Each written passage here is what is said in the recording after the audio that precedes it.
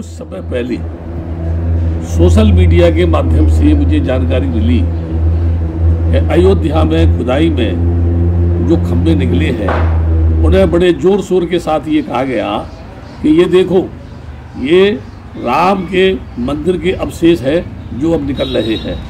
मैं उन लोगों से ये जानना चाहता हूँ, क्या वो सिद्ध कर सकते हैं कि वो जो खंभे निकले हैं वो राम के मंदिर के ही हैं?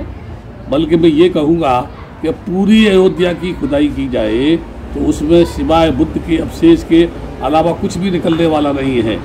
ये भूमि बुद्ध भूमि है और बुद्ध भूमि की इस भूमि को किसी भी जगह खोदा जाए, हर जगह बुद्ध के अवशेष ही निकलते हैं और ये भूमि बोलती है मैं बुद्ध की भूमि हूँ, मैं बुद्ध की भूमि हूँ। लेकिन ये बहुत ही हास्यप्रद है।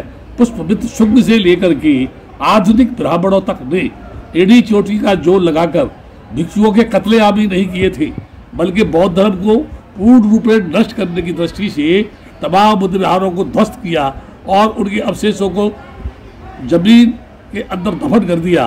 लेकिन बावजूद इसके वो बुद्ध की संस्कृति, बुद्ध की सभ्यता, बुद्ध के ज्ञान को नष्ट नहीं कर सके।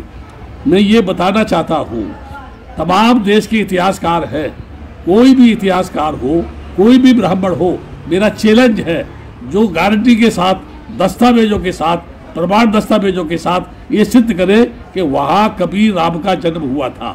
मात्र कल्पना से, मात्र भावनाओं की बात कह करके ये कह दिया जाए कि ये राम जन्मभूमि है, ये दूसरे धर्म के लोगों के मानने वाले लोगों के ऊपर जुल्म अत्याचार ही नहीं बल्कि उनकी भावनाओं की हत्या है।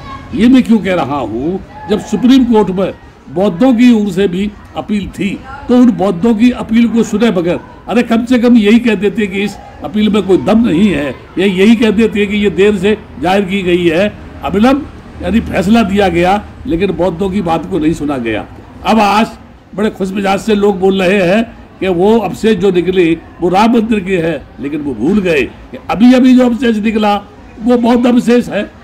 सारा इतिहासकार लोग जानते हैं कि अयोध्या कभी साकेत नगरी के नाम से जानी जाती थी, जहाँ मृणाल माता जो थी वो राजा प्रसेनजित की पत्नी थी, जो श्रावस्ती नरेश थे।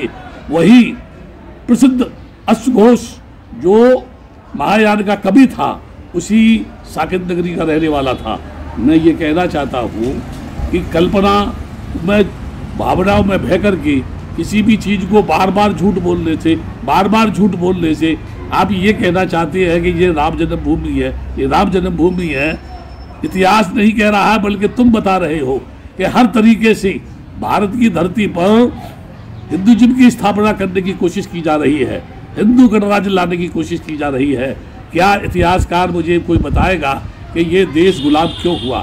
क्या मुझे कोई बताएगा पद्मिनी की अस्मत को लुटवाने के लिए अलाउद्दीन खिलजी को लाने वाला कौन था? क्या कोई आदमी मुझे बताएगा कि इस देश के अंदर जब जब कोई विदेशी आक्रमण हुआ तो किन लोगों ने उनको सपोर्ट किया? क्या मुझे कोई बताएगा अंग्रेज को सपोर्ट करने वाले कौन थे? क्या कोई मुझे बताएगा मुसलमानों को सपोर्ट करने वाले कौन थे? क्या मुझे बताएगा मुसलमानों को अपनी बेटियां देने वाले कौन थे? क्या मुझे बताएगा कि आधुनिक काल में भी मुसलमान नेताओं को अपनी बेटियां देने वाले कौन हैं? जो लोग अपनी बेटियों को दूसरे लोगों के, समाज के लोगों को पति बनाने से रोक नहीं पा रहे हैं, जो लोग अपनी बेटियों को अपने धर्म को छोड़कर दूसरे धर्म में जाने से रोक नहीं पा रहे हैं, वो किस मुंह से ये कहते हैं कि ये जो अवशेष निकले हैं वो जो है राम के मंदिर की है? मैं ये कहना चाहता हूँ, हमारे देश के प्रधानमंत्री बार बार कहते हैं ये बुद्ध भूमि है, विदेशों में जाके कहते हैं मैं बुद्ध भूमि से आया हूँ, वो बाहर जाके लोगों से कहते हैं हमने तुमको ज्ञान दिया, वो बार बार बोलते हैं युद्ध नहीं बुद्ध चाहिए। अभी अभी ये कोरोना वायरस जो चल रहा है, हमारे देश में 33 करोड़ देवता है और उनमें से ऐसे ऐसे देवता हैं, जब लक्ष्मण को वो जो है बेहोश कर दिया था तीर मार करके, तो हमारे महान शक्तिशाली परम योद्धा जो है हनुमान जी पूरे पहाड़ को उखाड़ के ले आए थे। यही नहीं, यहाँ की देवियों ने जिन जिन लोगों ने बदमाशी करने की कोशिश की उन्होंने उनका मर्डर कर दिया, उनको समाप्त कर दिया। हमारे देश के 33 करोड़ देवता है, क्या उनके पास कोई भी संजीवनी बूटी ऐसी नहीं है जो कोरोना वायरस से मुक्त हो सके? हमारे देश में सृष्टि बनाने वाला क्या उसके पास कोई ऐसा वैध धरतर वैद्य नहीं है जो इसकी जो है इस कोरोना वायरस की दवा को दे सके? मैं ये बताना चाहता हूँ, ऐ मेरे देश के झूठ बोलने वाले लोगों, अब ज़्यादा झूठ मत बोलो, क्योंकि तुम जितना दबाओगे, तुम जितना लोगों को परेशान करोगे, तुम जितना झूठ झूठ बोल करके लोगों को मानसिक उनकी चेतना पर प्रहार करोगे, कहीं ऐसा न हो कि जो लोग सो रहे हैं वो भी ये मांग करने लगे कि जितने बड़े बड़े मंदिर हैं वो बुद्ध विहारों को तोड़ करके बनाए गए वो हमारे हैं। आज भी मथुरा में खुदाई की जाए तो वह सारे के सारे बुद्ध के अवशेष निकलती है, वह कहीं भी कृष्ण भूमि नहीं निकलती है। फिर मैं जानना चाहता हूँ लोगों से, किस भू से कहते हैं आप वो कृष्ण भूमि है? कहाँ कृष्ण भूमि है? कहाँ कंस भूमि है? कहाँ राम भूमि है? कहाँ रावण भूमि है? कहाँ क्या भूमि है? तुम्हारे पास ही इतिहास है, तुम भी बहुत बड़े इतिहासकार हो, दुनिया में कोई इतिहासकार नहीं है।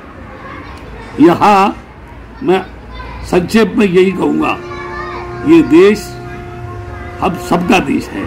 इस देश की आज़ादी में सभी जाति के लोगों ने कुर्बानी दी है, किसी जाति विशेष के लोगों ने इस देश को आज़ाद नहीं कराया है। बल्कि मैं ये कहूँगा कि इतने प्रकांड विद्वानों के बीच जब ये देश आज़ाद हुआ तो संविधान बनाने वाला कोई नहीं था, तब केवल एक दलित समाज का ही आदमी मिला जिसे अनुसूचित जाति कहते थे, जिसे शूद्र जाति कहते थे, जिसको हरिजन जाति का कहते थे। उसने संविधान बना करके दिया और कितना महापुरुष था वो कि उसने बदले की भावना से नहीं बल्कि समानता की भावना से भारत के संविधान की रचना की, जो अपने आप में एक अनोखी घटना है। हम सब इस देश में निवास करते हैं। इस कोरोना वायरस के पीरियड में हम इस तरह की बयानबाजी, इस तरह की घटनाओं की पुनरावृत्ति नहीं करें कि हम सोच रहे हैं कि एक तरफ कोरोना वायरस चलता रहेगा, दूसरी तरफ हम मनमानी करते रहेंगे, लोग उसी में लगे रहेंगे बचाव में, और हम जो चाहते हैं कर लेंगे। याद रखो, आज लोग कोरोना वायरस के चक्कर में पड़े हुए हैं, कल जब इससे मुक्त होंगे तब देश का बच्चा बच्चा तुमसे पूछेगा कि तुमने क्या किया, तुम्हारे पास क्या आया, कितने लोगों ने धन दिया, तुमने कितने गरीबों के लिए खर्च किया। तमाम लोगों के लिए आप बोलते हैं हम गाड़ियों से भेज रहे हैं, हम बसों से भेज रहे हैं, उसके बावजूद भी हजारों लोग पैदल चल रहे हैं, बच्चे भूखे मर रहे हैं, तड़फ रहे हैं, पैरों में छाले पड़ रहे हैं, फिर भी आप इतना झूठ बोलते चले जा रहे हैं कि हम गाड़ियों से भेज रहे हैं, गाड़ियों से भेज रहे हैं। जब सभी लोग गाड़ियों से जा रहे हैं, बसों से जा रहे हैं, तो छाले के तुम्हारे मुंह में पड़ रहे हैं, छाले के तुम्हारे पैरों में पड़ रहे हैं, छाले के नेताओं के पैरों में पड़ रहे हैं। यहाँ तक कि ये सामग्री जो बांटी जा रही है, कहा जा रहा वाह हमने भोजन दान दिया, वाह हमने सूखा अनाज दिया। मैं बहुत सी जगह आज भी गिरा सकता हूँ जहाँ आज तक लोगों के पास खाने के लिए नहीं पहुँचा। मैं पुनः एक बार कह रहा हूँ, ये बुद्ध की भूमि है, इससे खिलवाड़ मत करो, बुद्ध की संस्कृति से खिलवाड़ मत करो। इतने वर्षों में 2564 वर्ष में भी तुम इस बुद्ध की संस्कृति को समाप्त नहीं कर सके, तो सोचो क्या तुम में या क्या तुम्हारे फरिश्तों में या क्या तुम्हारे देवताओं में ये ताकत है कि तुम बुद्ध की संस्कृति को नष्ट करोगे। होश में आओ, बुद्धि को विकास करो, शांति के पथ को अपनाओ, भाईचारा अपनाओ, तभी हमारा देश मजबूत होगा और उससे हमारा देश खुशहाल होगा। हम सुख शांति का जीवन व्यतीत कर सकेंगे। इसके साथ आप सभी का मंगल कामना की मैं मंगल कामना करता हूँ। आप सुखी रहे, आप दुखों से मुक्त हो, कोरोना वायरस से ये देश मुक्त हो, ऐसी मंगल कामना करता हूँ। NCR करंट न्यूज़ को सब्सक्राइब करें और नोटिफिकेशन सबसे पहले पाने के लिए दबाएं बेल आइकॉन।